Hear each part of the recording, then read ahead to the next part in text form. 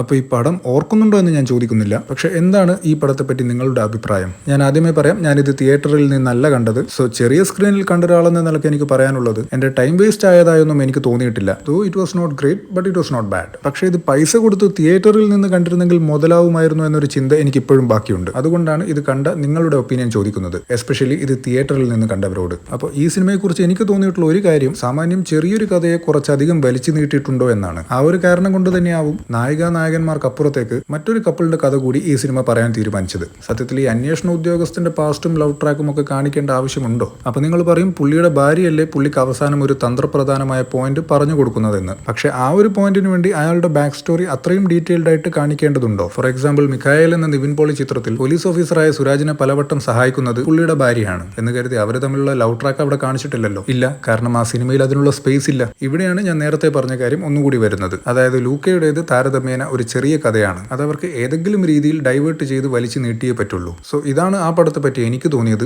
ഇനി ഈ പടത്തിലെ രണ്ട് നല്ല കാര്യങ്ങൾ എന്തായിരുന്നു എന്ന് വെച്ചാൽ, തീർച്ചയായും ഇതിലെ മികച്ച 3-4 പാട്ടുകൾ. മറ്റൊരു കാര്യം, നായകന്റെ യഥാർത്ഥ മരണകാരണം. എന്നെ സംബന്ധിച്ച് ആ ഒരു ഐഡിയ തീർത്തും അൺഎക്സ്പെക്റ്റഡ് ആയിരുന്നു. സോ ഈ പടം കണ്ടവരാണ് നിങ്ങളെങ്കിൽ നിങ്ങളുടെ അഭിപ്രായങ്ങൾ കമന്റ് ചെയ്യുക.